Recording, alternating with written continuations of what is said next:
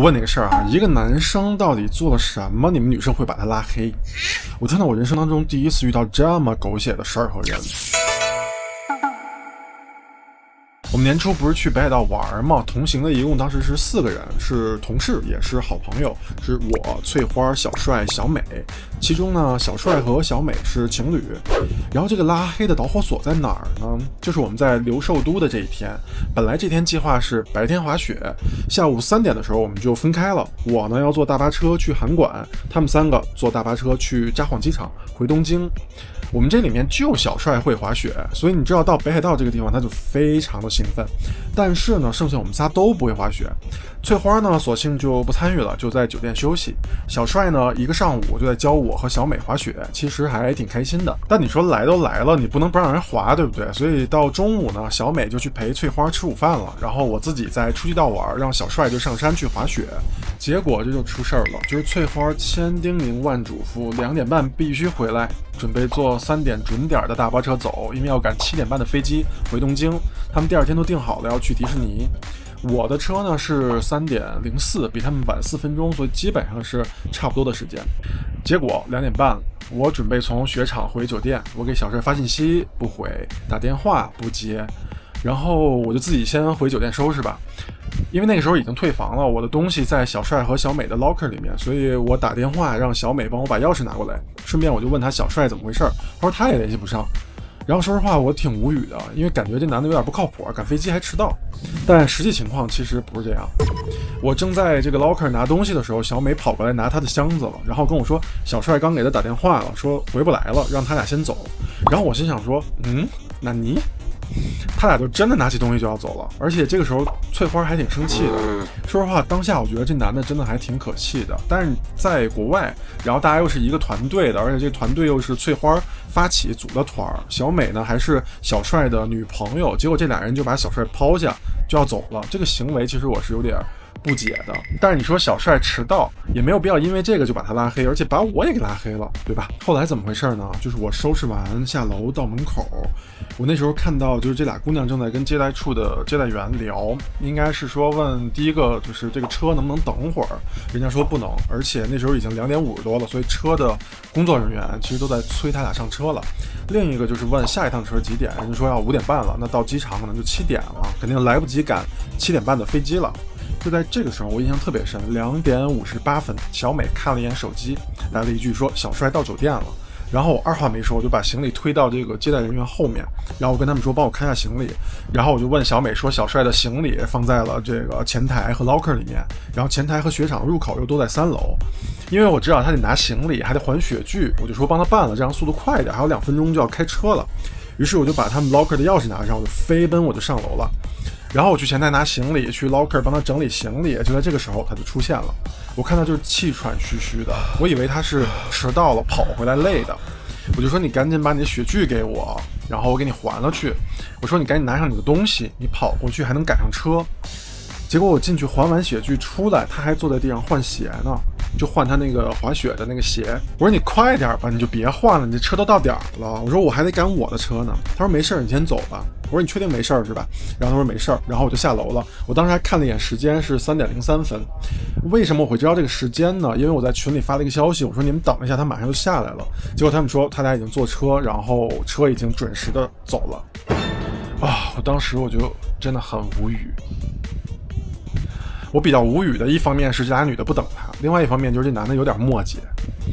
然后这个时候就很尴尬，因为这个小帅基本上已经赶不上这趟飞机了。这拉黑的导火索就发生在这个之后。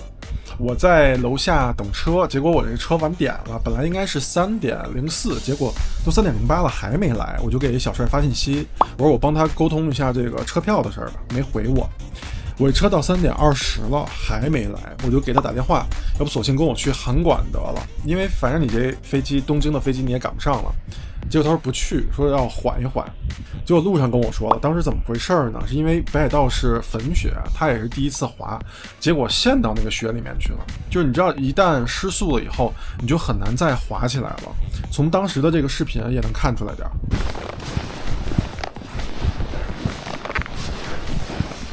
对。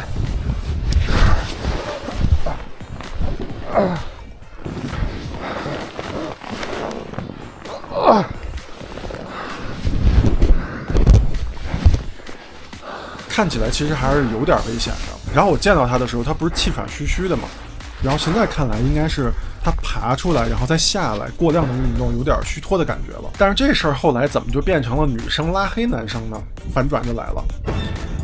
他跟我说这事儿不怪翠花，因为他不了解原因，但是他要跟小美分手，因为他在山上明确告诉小美说他自己献血里了，结果小美还是不管他死活，就跟着翠花就走了。这事儿他过不去，也没法理解。然后我跟你说，我后来的那几天我就一直在劝他，因为小美这个小姑娘就人也没有什么主意，这个翠花呢又是她的领导，所以估计也没多想，这个小美就跟着翠花就走了吧。然后我是左边要劝这个小帅别太生气，别因为这点事儿然后就嚷嚷分手，右边呢我要劝这个小美稍微让着点她，毕竟对吧，他们甩下了这个小帅。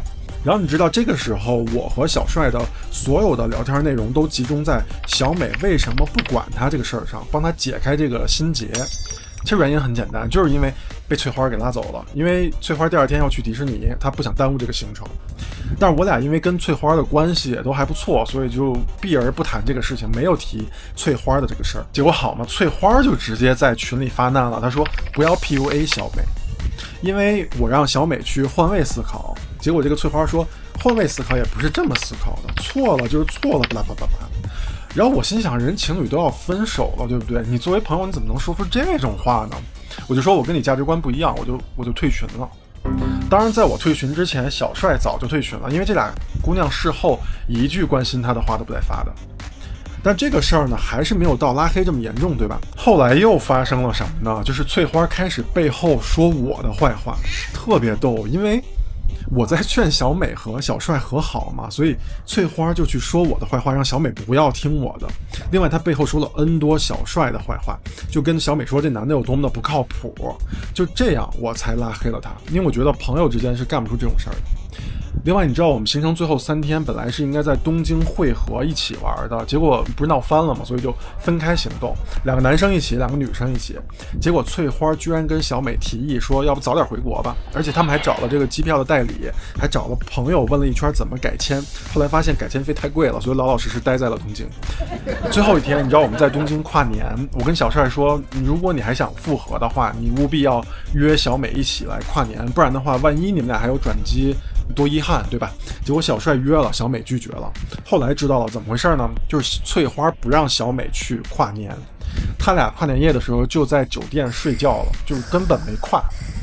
你知道小美第一次出国，合着哪儿也没去，天天就陪着翠花逛街了，关键是没买啥东西。后来我们知道，就是翠花做这一切的一切都是因为她要去迪士尼，但是她又不敢一个人去，她需要人陪着。在东京也是，她不知道去哪儿旅游，但是她不敢一个人，她必须要有一个人陪着。另外特别可笑的是，为什么我会知道他们后来这些事儿呢？是因为后来人小帅和小美和好了。你说滑不滑稽？现在的状况就是我和小美、小帅都还保持着非常好的关系，而翠花呢，因为是小美的领导，所以他俩还保持着表面的和谐关系。然后我们2个男生和翠花是完全不说话，而且互相拉黑了。这个事儿为什么会给我带来心理阴影呢？是因为就2年的同事在一个办公室，而且我们还996，你想1年多少时间是在一起的？就我没想到他背后这么搞我也没想到他能为了一己私欲，然后去破坏人家情侣的关系，反正是真恶心到我了。所以你说这事儿谁的问题？